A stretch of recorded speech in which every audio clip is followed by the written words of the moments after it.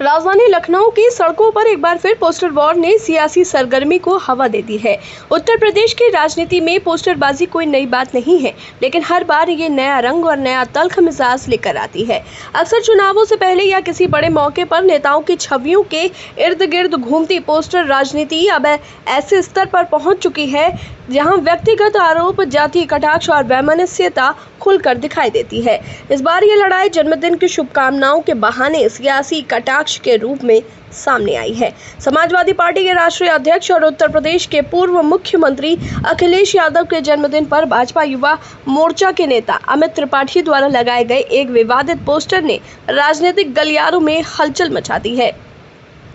लखनऊ के कई प्रमुख चौराहों पर लगाए गए इस पोस्टर में अखिलेश यादव को निशाना बनाते हुए उन्हें दलित, ब्राह्मण और पिछड़े समाज के नाम पर सिर्फ वोट लेने वाला बताया गया।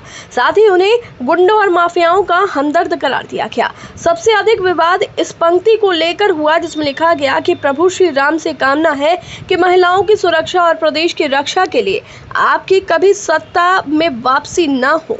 यह पोस्टर जहां भाजपा समर्थकों के लिए राजनीतिक व्यंग बना, वहीं सपा कार्यकर्ताओं और कई राजनीतिक विश्लेषकों के लिए यह मर्यादा की आखिरी सीमा को पार करने जैसा है। समाजवादी पार्टी के कार्यकर्ताओं ने इस पोस्टर को न सिर्फ अभद्र और असंवेदनशील बताया बल्कि लोकतांत्रिक मूल्यों की अवमानना भी कहा।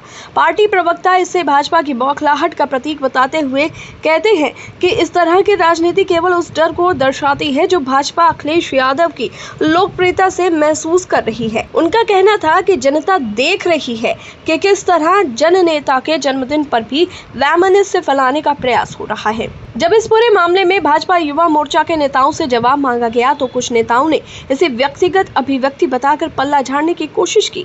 वहीं पोस्टर पर नाम छपा होने के बावजूद अमित त्रिपाठी ने बयान दिया कि उन्होंने जो लिखा वो सच है और जनता को ये जानना जरूरी है कि राज्य की हालत किनके शासनकाल में खराब हुई।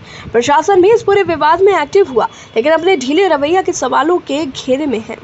लखनऊ नगर निगम और पुलिस ने कुछ घंटों के भीतर पोस्टर हटवा दिए और ये बयान दिया कि सार्वजनिक स्थानों पर बिना अनुमति पोस्टर लगाना गैर कानूनी है।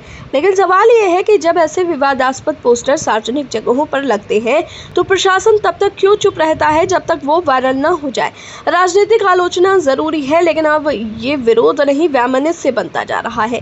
ये न केवल लोकतंत्र की गरिमा को ठेस पहुंचाता है बल्कि समाज में नफरत की राजनीति को पोषित करता है। उनका ये भी कहना था कि अगर राजनीतिक दल अपने कार्यकर्ताओं को नहीं रोक पा रहे हैं तो यह उनकी असफलता है।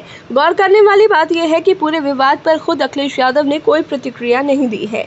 उन्होंने अपने जन्मदिन पर पार्टी मुख्यालय में रक्तदान शिविर में हिस्सा लिया और पीटीए, पिछड़ा, दलित, अल्पसंख्यक वर्गों को एकजुट करने का आह्वान करते हुए शांति और सामाजिक न्याय की बात की।